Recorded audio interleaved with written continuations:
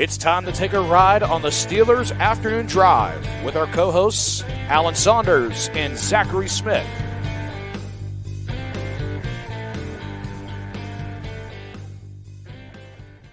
Welcome back to another episode of Steelers Afternoon Drive. I'm Zachary Smith. That is Alan Saunders. Alan, how are we doing on this fantastic Monday? I'm doing pretty good, man. Doing pretty good. Just a couple weeks until training camp, getting to be that time, right as we were about to record at the time that we typically do, like right at 4 p.m. A little bit of a news dump. The Pittsburgh Steelers cornerback, we expected him to start in the slot. Cam Sutton suspended for 8 games to start the 2024-2025 season. When asked about it, I guess we had kind of predicted somewhere within the 6-game range. We thought that the blueprint was there going back to last year with Charles Omenihu. Cam Sutton gets 8 games, will not appeal the suspension. So for sure, he will miss the first 8 games of the season, and they have their bye week in week 9. So he won't return until week 10 against the Washington Commanders.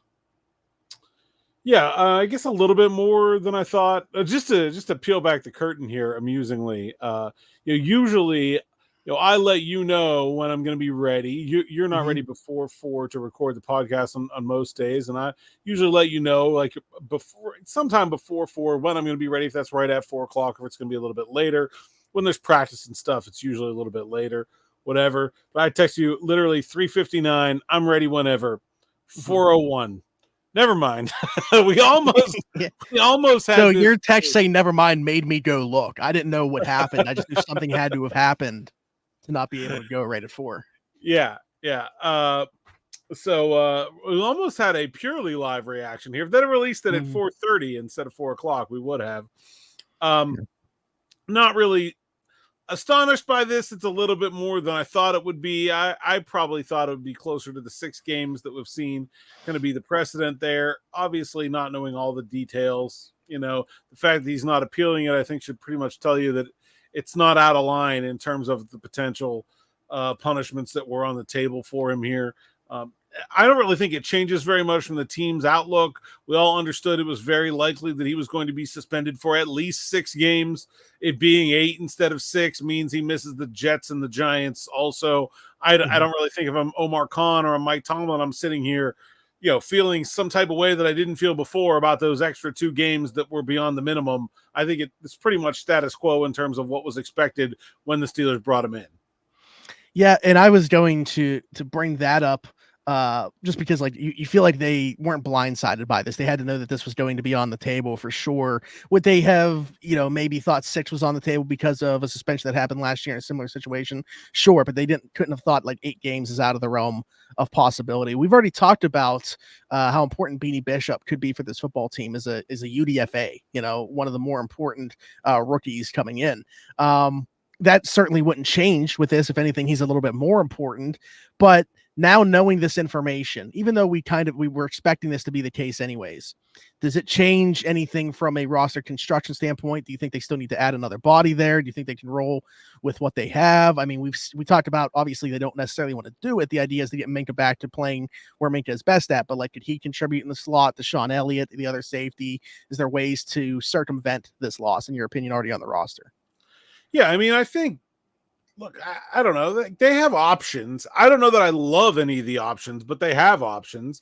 Josiah Scott is a guy that's played, I don't know, if 30 NFL games or something like that, 40 NFL. He's got experience. He was a 4th-round draft pick. It's not like he's some nobody that they're plugging in. Honestly, I look at what Josiah Scott has done in the past and what Shannon Sullivan did last year, and I think they may have had an upgrade on their hands after they claimed Scott off waivers. They just never really used him. I think they have, and Beanie Bishop is, man, I think they've really got a player in him. Now, you wonder about an undrafted rookie, taking on that big of a role from week 1, but I think long term, I'm very comfortable with Beanie Bishop in that role. Thomas Graham is a guy that I thought really impressed during OTAs. He has some experience with the Bears and the Browns previously. Was another guy who was drafted out of Oregon, I want to say. Pretty strong player in his own right. And so they have options. There's also options out there if they feel like they don't have enough. Sullivan's still a free agent. Patrick Peterson is still a free agent. We talked last week. Justin Simmons. I mean, if you want to go way to the top, like you can add to your slot options any number of ways you want. I also do think that we are going to see the 3 safety look a good bit early in this season. I think they've wanted to use it. They've been wanting to use it. The reasons they haven't been able to use it is mostly about the availability of the players. KZ breaking his arm and then getting suspended in 2022. And then last year, basically every safety they had on the team turned to dust. I really think that in their mind, their preference would be to use that 3 safety package as the primary rundown nickel. And so you're really only looking for a pass down player. Now, that's why Cam Sutton was an ideal fit and probably will be for the second half of the season for that role. But they'll have to figure something out between now and then for these first 8 weeks. Yeah, Josiah Scott, 39 games in the NFL. Would you say between 30 and 40? I mean, pretty much on the nose there. Yeah, I'm curious to see if he even maybe gets the first reps there when we do break for training camp ahead of Beanie Bishop. How do you think that's going to shake out? I would expect Josiah Scott to be a starter day one of training camp. Yeah, I would think so. Gotcha. All right. Yeah, I don't know. I mean, we not really much else to expand upon, in my opinion. There, just a little bit of a newsy thing. Do you have anything else regarding this, or the fallout of it? I don't know. Just I don't know. I see a lot of people like they should have never signed him. I'm like, I don't know. Like this was all well baked into them signing him. This was all, everybody knew that he was going to get suspended for at least 6 games. So to me, like if you weren't happy with him signing him, I'm not saying you should be now, but like this signing doesn't change any of that process, or this suspension doesn't change any of that process. Like this was well known this was going to happen.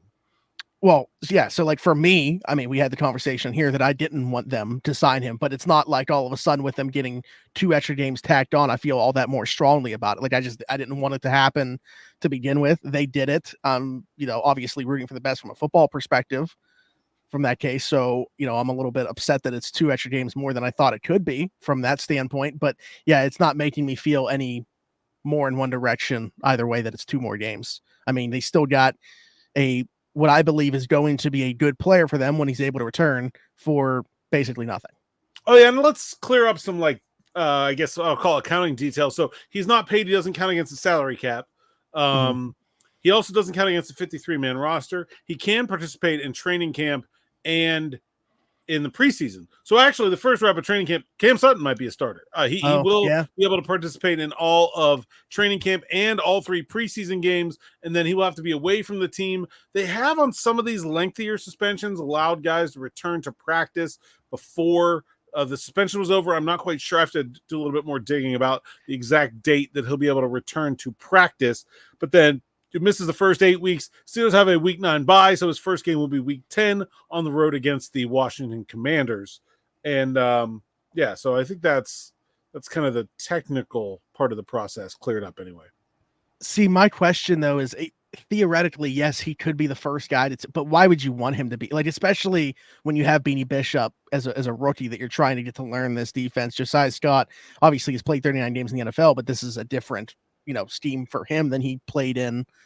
Like, I don't, do you feel like that makes sense to have Cam Sutton get first team reps, even though he's not going to be playing for the first 8 weeks? I don't know. I think I'd go with the other option, seeing more time there. I don't know. It's an interesting question. I mean, you got to put him somewhere. You got to get him ready for the season, even though he's going to miss those 8 weeks. Like you can't have him not be there for all your installs and all your, all that kind of stuff. I would assume that they will find ways to work those other guys in, but it wouldn't shock me if Cam Sutton's the first guy out there. Yeah, it has to be a balancing act because you don't want him completely out of the picture for when he is going to return and play a prominent role for them.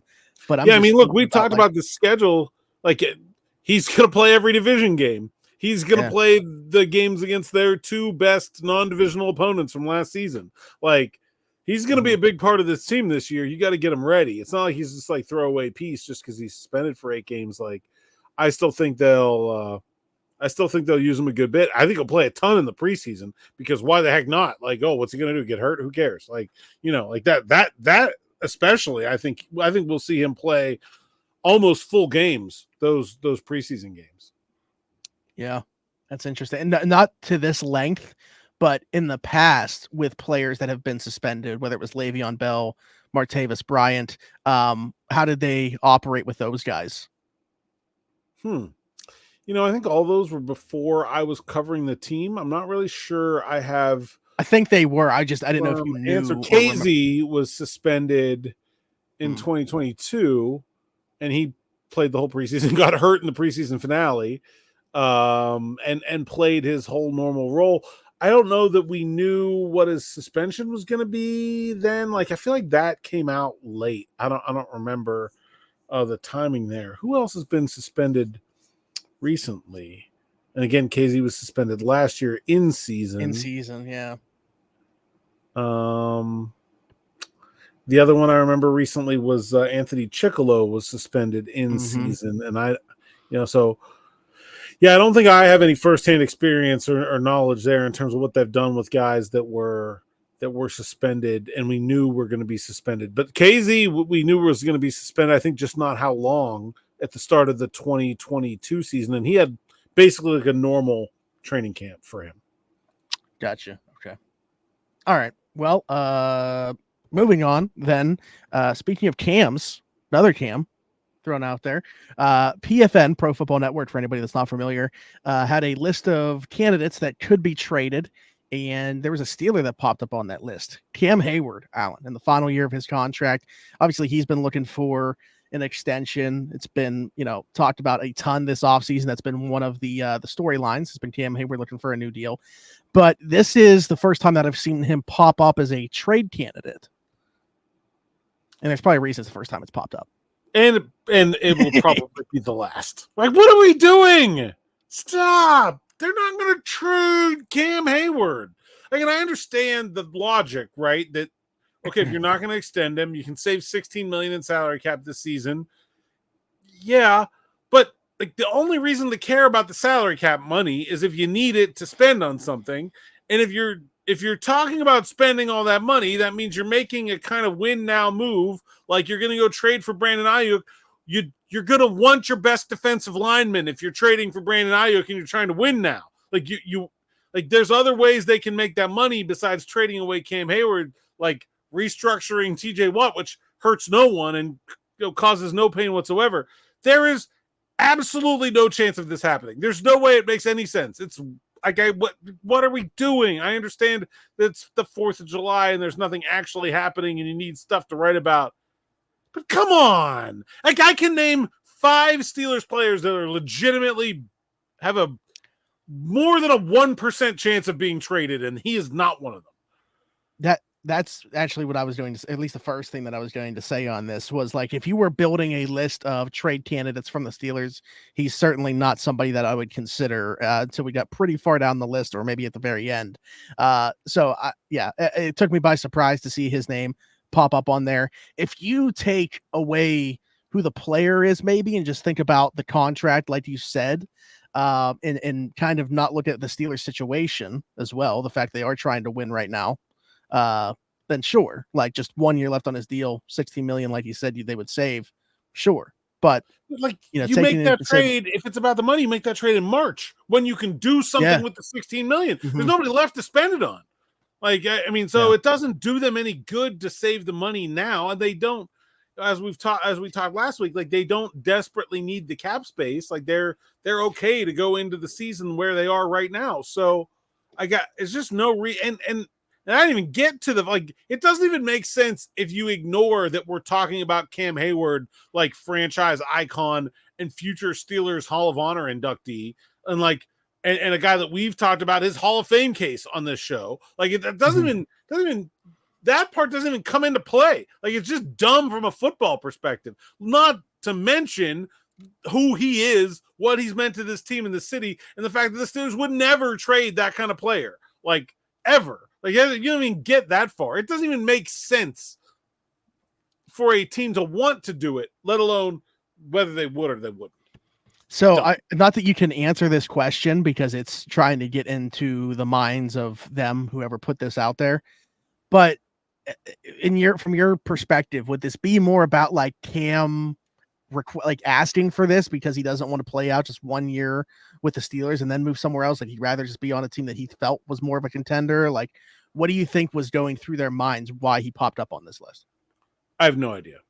I have no idea. This was compiled by someone named Anthony DeBona for PFN. I don't know him. I don't know anything about what he does, but there is like, is he going to hold out? I mean, he already reported for OTAs and minicamp. Like we have no reason to think he's going to hold out. Even if he did, so what? He's 35 years old and probably would be just as ready to play on September 8th now as he will be then. Like whatever. I can't even get it in my head how you could come up with that as the option. I just can't. There are literally at least 5 realistic choices here. Probably more if I really thought about it. And I feel like that would be a follow-up question that people have in the comments for us. So who do you feel like is a legit trade candidate on this roster right now? Dan Moore, I mean, we've talked about is a legitimate trade. If the 2 first-rounders claim those jobs and Dylan Cook looks like he can be a swing tackle, why wouldn't you trade Dan Moore? Absolutely. Nate Herbig, man, he's got 2 rookies at his 2 positions. If those 2 guys, if Frazier and McCormick, come out gangbusters and look ready to go, why are you paying a guy $5 million to be a backup? Like, I mean, there's another guy that could be traded. You said the top 2. And then my third would have been DeMarvin Leal. Okay, DeMarvin Leal is a guy we've talked about being traded. How about Najee Harris? There's a guy they're probably not going to reach an extension with. Let's say some run-heavy team with like a really good running back has somebody loses somebody to an ACL in training camp. Like, okay, if I'm Omar Khan, I'm like, all right, what do you got? Like, what can I make my team better by making this trade? Because why hold on to them? Like what are you losing? And if they don't get a deal done, like I don't know, Pat Freiermuth, like if these contract negotiations are going way sideways, you're like, we're not going to be able to sign him. Maybe. Like I think that one's pretty unlikely. People asked us about a James Daniels trade, and I said, no, that's crazy. It is crazy, and it's not going to happen, but still more likely than Cam Heyward. Like I just no, like it's not happening. Yeah. I mean, honestly, after the 2 Cole Holcomb, can I throw him in there? Cole Holcomb's a guy, got a draft pick behind him coming off an injury, high salary cap. Like that's a guy that could be traded. There are so many better choices than Cam Heyward here. After the 2 that you named along the offensive line, my mind went to the defensive line, just like whoever loses out on that battle. I don't expect it to be Isaiah Loudermilk, but if for whatever reason, like DeMarvin Leal does look really good, Logan Lee impresses in camp or in preseason, something like that. Like whoever really loses out on that roster spot, I think would be I would definitely list a better trade candidate. But yeah, I mean, you go up and down the line and I can make a case for most players on the roster before Cam Heyward. Yeah. Like Matthew Wright just goes gangbusters in the preseason. Trade Boswell. I don't know. Like I can come up with a lot of trades before I get to Cam Heyward. Yeah. And I'd be curious in the comments too, like what you guys think of not only the notion that Cam Heyward could be traded, but I want you to compile some lists too of who you think would be a more likely trade candidate. See how many names we can get listed in the comments. Anything else on that? No, that was pretty silly. I do really enjoy, though, like mocking things that are just poorly done. So actually, more people do this. Yeah, keep the bad takes coming, and I'll swat them away. I like that format for us. Joe Burrow was on Pardon My Take, and there was a couple mentions of the Steelers for very different reasons on there. Spoke about TJ Watt, very high praise. He said he doesn't have to treat any other defensive lineman like they are a defensive back, but we've seen TJ get him a couple times with those interceptions at the line of scrimmage, just timing it up perfectly, realizing he's not going to get to Burrow, jumps the pass, gets an interception, but complete opposite of that. Torched, ripped apart Acrisure Stadium, the field specifically at Acrisure Stadium. Yeah, man, I'm really actually disappointed in myself. I need you to hold you Smitty, and you, the audience, to hold me accountable. I've been meaning to ask TJ Watt about this for like 2 whole years, and I haven't gotten him, and it's probably my fault, but like Joe Burrow is exactly right. The thing he said in that interview was like, you have to prepare for him in a way that you don't have to prepare for anyone else because he's the only person doing that. Where, and if you're not familiar with what we're talking about, like he'll be engaged with an offensive lineman, and then he realizes he's not going to get there. A lot of the defensive linemen, they teach you get your hand up. You try to get your hand up, or maybe you get two hands up in the throwing lane, try to bat down a pass. Not TJ Watt. No, he leaps up and just grabs it and intercepts it at the line of scrimmage. He's done this 3 times now, I want to say, and I believe it was against Burrow twice. What's funny is he did it the season where TJ missed a bunch of games because he tore his pec partially. Yeah, in the game 1, he did it in that game, and then in the second game where Cincinnati came to Pittsburgh, he did it again. Yeah. Not only is no one else doing that Joe Burrow has to prepare for in the NFL right now, no one has ever done that. It's like a completely it's a complete out of it's a total one of one. He's a unicorn. No, forget how good of a pass rusher he is. There's no other defensive lineman that's ever played that was capable of regularly doing that. I mean, every once in a while, you'll just see some quarterback throw one into their hands or hit him in the face or throw one into their breadbasket, and they just grab onto it like this. It's unheard of to have a defensive lineman do that. It's one of the reasons TJ likes to play left side, outside linebacker. He goes against the right tackle in front of the quarterback's eyes. Usually that's seen as a downside for a pass rusher. TJ's been able to find it into an upside. He can read the quarterback's eyes. He knows when to jump to try to go get the ball. It's an incredible skill set. It's cool that Burrow recognized it for what it is.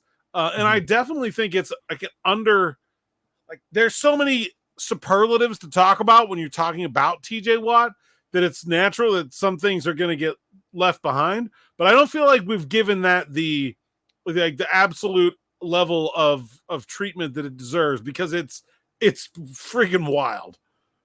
Yeah, and I will hold you to this, by the way. Make sure you have a conversation with him. Maybe it will happen when I'm out there with you at training camp. Make sure that we ask him that. But yeah, I mean, don't get me wrong. I absolutely it's freak of nature type stuff when I see it happen. But the fact that he's done it multiple times, maybe people don't appreciate it as much as they should. It's just, I'm not going to say he does it so frequently that it's just oh, this is just something that he does. But clearly it's a skill. It's something that is capable of doing. Quarterback. It's not like it's accidental. He's trying to do it. Those are how many things happen in an NFL game over the course of a season where you can go, that's the only guy that has ever been capable of doing that? It doesn't happen very often. Yeah, almost never. Right. Do you remember the interception that Cam Heyward had against Justin Fields?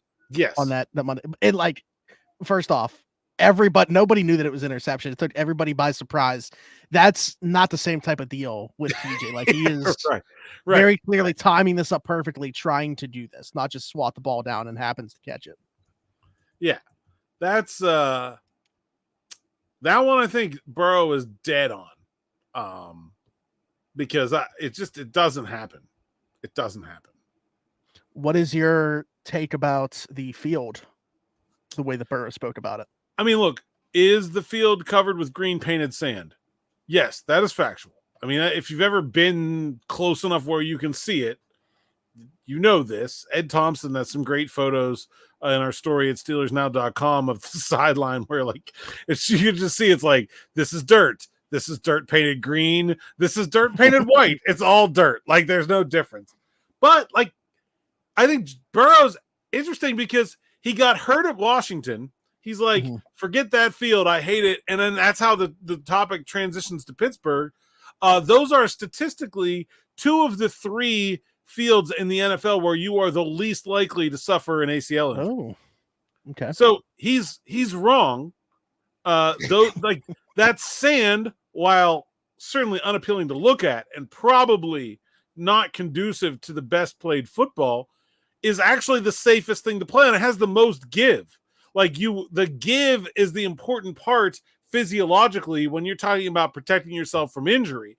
Your knee tears when your cleat is too stuck to the ground, and the weakness, the weakest link is what breaks. You want the weakest link to be between your feet and the ground. You don't want it to be between your knee and your leg muscles, right? So like those ugly looking dirt fields are the safest thing to play football on. Now, could they be better? Yeah, obviously. Like, and I don't know what the Commanders and then Redskins excuse is other than cheapness. I mean, at least the Steelers play in the by far most northern multi-use facility with a grass field. Like, nobody else is sharing their grass field with anybody this as far north as Pittsburgh. And they do, I think, a very good job of maintaining that field. They have gotten significantly better at it since the 2007 punt plugged in the muck debacle against the Miami Dolphins and that rain-soaked 3-0 loss. But I think they do a pretty good job with the field. The players love playing on grass. I don't know. I think this is a pretty off-base comment here. Wonder what he thinks about MetLife Stadium. He's played there, right? Yeah, it has to have, right? I mean, I'm maybe not. I don't, because in 2020, thanks to the genius of Pro Football Reference, this is not difficult to look up because we can find Joe Burrow's career splits by stadium, which is useful for like nothing but this. Let's see here. Actually, we can't do it by stadium. We can do it by opponent. He's never played the Giants. Okay. Wow. Played at the Jets in 2021. Okay. All right. There it is. And again in 2020. Two games at the Jets. That is the worst stadium in the NFL, according to the Athletics player survey. And the big complaint there is the tarp. Yeah, or is the turf. So, yeah, they have awful turf. Zach Banner, honestly, like, cost him his career, basically. That was week 1 of 2020. That was the year, I think there were like 4 or 5 ACLs at MetLife in the first 3 weeks of the season. They replaced that turf last year. It was only 4 years old when they replaced it, and there were still problems last year. That place is horrible. I think FedEx Field is just not a very good stadium, and I don't know why they don't maintain their grass better. They have no reason in being in Washington and being the only team that uses it that it shouldn't be better than the Steelers. But yeah, I mean, it's not pretty, and it doesn't always make for the best football.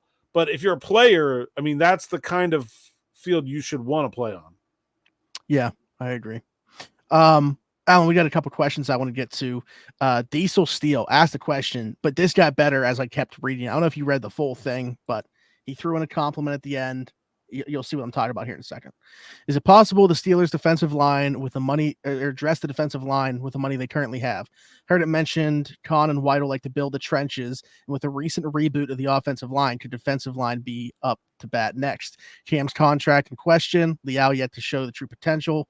Ogunjobi rarely seeming 100%. Seems like the Steelers could benefit from a young talented player to solidify a tandem with Keanu Benton for the foreseeable future. Love the show. Number 1 Steelers podcast for info, with Chris's Locked On being a close second. The intro music is the reason why it's us 1 CC2. We appreciate this. From Diesel Steel 024. That is exactly how you want to get your comment read on Steelers Afternoon Drive. It's the perfect format. It's also flattery. Flattery will go very far. We've made no bones about the fact that if you say how great we are much more likely to read your comment.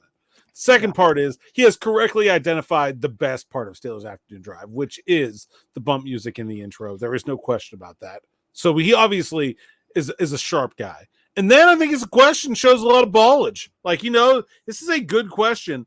And I do think we've kind of addressed this, and that I think ideally, but there's nobody out there to spend the money on. There's absolutely no one in free agency at defensive line. Maybe someone will become available, and that's something you could do in a trade.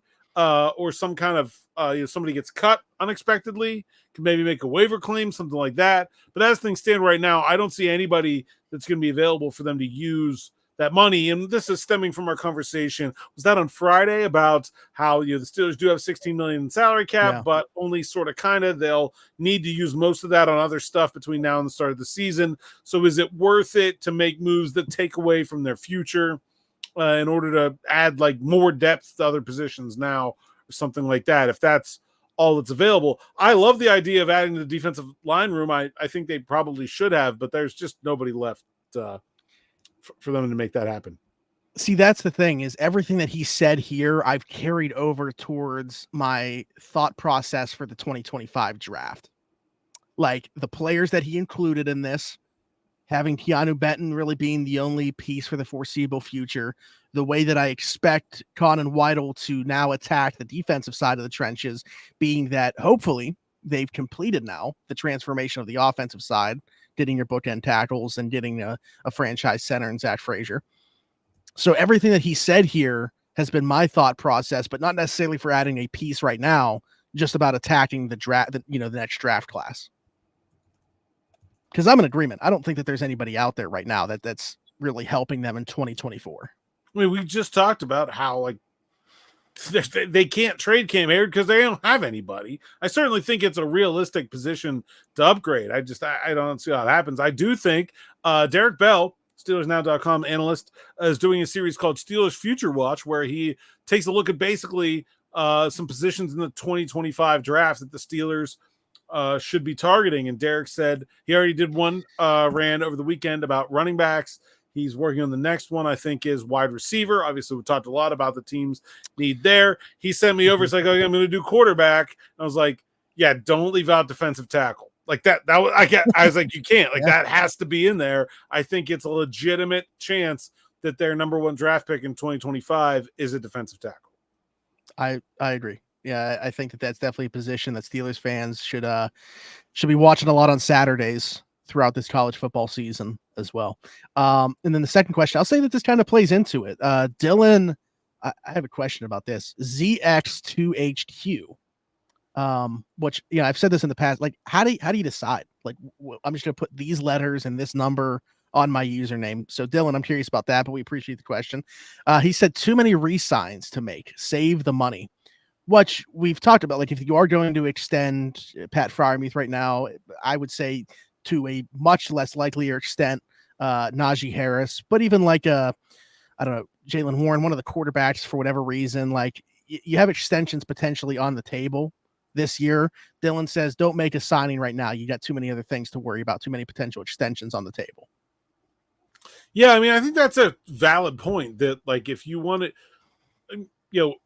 maybe not necessarily that like it's one or the other, but I think that's a better use of the money, right? If you haven't signed Pat Freiermuth to an extension, I'd rather have him than have additional depth that we were talking about, Xavier Howard and Justin Simmons. I mean, Simmons is a really good player. I'm not disputing that. I just think if you're looking at what the franchise needs and setting it up, not just for the best thing in 2024, but for the near future. Man, I have a hard time disagreeing that using some of that money to sign some of these guys to contract extensions is a better use of it. I have said this multiple times. I'll say it again. I think if you don't extend Pat Freiermuth before this season, you're spending a few $1 million more per season after if you're bringing him back. I think right now is the time to lock him up. I've said this before and I'll say it again. I think it happens before we get to training camp, although it's getting dicey here, but I think it'll happen. Yeah. Speaking of the man himself, Pat Freiermuth, his football camp is this weekend. Hope to see some people there. And then he's playing in Cam Heyward's softball game the same day. So busy Saturday coming up for your boy. But yeah, we appreciate the question, Dylan. I do think that is probably a better use of their resources right now. I know we've had a conversation about it. Did you think to the same extent as like everybody else that the timing was interesting, though, at the very least, of the Highsmith restructure? Like, did that make you think something else was coming because of that? Certainly they did it so that they could, Omar explained this to us, that, basically like, hey, the last thing you want to do is have a deal and be like, oh, we can't. Like, you want to be able to be ready for a deal. Doesn't mean that there's one that's percolating. Just means that they looked at what they were trying to do, what they would need to do if they were able to do what they were trying to do, and said, hey, if we get somebody to say yes on what we're asking for, we're going to have to do this. So we may as well do it ahead of time. And that was like right before the draft, right? Yes. So it was just, that makes sense. Okay. All right. Anything else? Have we gone an entire half? 35 minutes. It goes so fast some days. It does. I love it. No, I think that's all. Keep checking out SteelersNow.com. That promo code Allen10, $10 off, and you get all the best stuff from me, Derek, and the rest of the gang. I think that's about it. Keep the comments coming on YouTube, man. We love them. They've been really good lately, I gotta say. Like, you guys have been killing it. The ball has just been showing. And the proof's in the pudding. If you ask us a question, if it's good enough, if there's some compliments throughout it, it will definitely get read on this show. So please keep this coming out and tell the people they can find you. At @Saunders_PGH on Twitter, Instagram, and TikTok. PGH Steelers Now is the site's account, SteelersNow.com. Like and subscribe to YouTube channel. Hit that bell for notifications. Creeping up on that 13K mark. Maybe for the Pitt fans in the audience, we'll do something about 13.9 maybe when we get there. And check us out on TikTok at Steelers Afternoon Drive. There we go. If you are, a lot of people watch us on YouTube, we know that, but if you're listening to the audio of the podcast, Spotify, Apple, wherever you get your podcast from, be sure to leave us a 5-star review and subscribe over there as well. You'll get a notification when that goes up on all the audio platforms. Find me everywhere, Zachary Smith, PGH. Like Alan said, we're trying to grow that TikTok as well. So Steelers Afternoon Drive over on TikTok, 90-second clips from the pod. So be sure to check us out over there. For Alan Saunders and myself, thanks for jumping in. Take another ride on the Steelers Afternoon Drive.